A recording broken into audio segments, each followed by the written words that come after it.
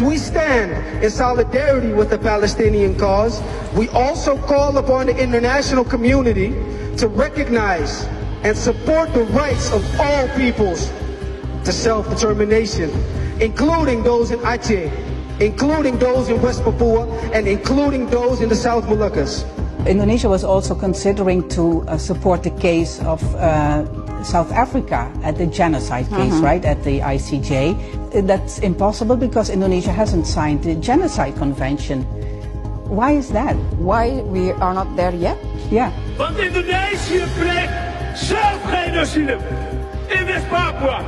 500.000 vermoorde Papua's het afgelopen 60 jaar in een oud overzees rijkgebied van Nederland. Wij roepen hierbij de Republiek Indonesië en de Staat der Nederlanden, mede verantwoordelijk voor de bezetting van Maluku, Papua en Aceh op. Leg de zaak van de bezetting van de Republiek der Zuid-Molukken voor aan het internationaal gerechtshof. Wij blijven de journalisten, elke dag weer. Zolang Nederland en Indonesië niet het eerlijke verhaal vertellen, hebben wij die taak om elke dag het verhaal te vertellen. You talked a lot about self-determination, right, in your speech at the ICJ. Indonesia had, of course, also some groups within the country asking for self-determination. The Papuan people in the east, and you have people in the Moluccas. There were even some people protesting. What do you tell them about self-determination? Do you think that the case is similar? Indonesië heeft na 25 april 1950 de Republiek Maluku Selatan bezet, geannexeerd. En zijn er tot op heden duizenden RMS-strijders vermoord en gevangen gezet.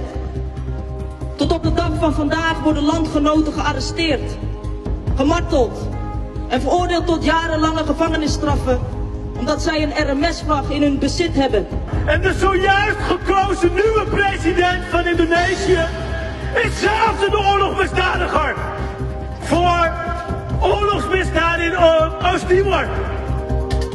Voor misdaden tegen de menselijkheid onder het regime van Suharto. Gaat hier nu een verhaal doen over onderdrukking. Indonesia's support for Palestine's fight against occupation and for self-determination starkly contrasts with its own policy of occupation and suppression in its regions. This glaring hypocrisy undermines the credibility of its advocacy for Palestinian rights and highlights a double standard in its approach to human rights and self-determination. Laten we elke dag een stem blijven zijn voor onze volk. En elke dag de moed vinden om tijd vrij te maken om het licht te schijnen op onze eigen verhaal. We zijn ervan overtuigd dat vroeg of laat de kwestie van de RMS, Papua en Aceh door het internationaal gerechtshof zal worden beoordeeld. Hoe lang het ook mogen duren. De Republiek Indonesië heeft vandaag zelf daartoe de aanzet gegeven. Het recht op vrijheid van onze volkeren zal uiteindelijk zegevieren.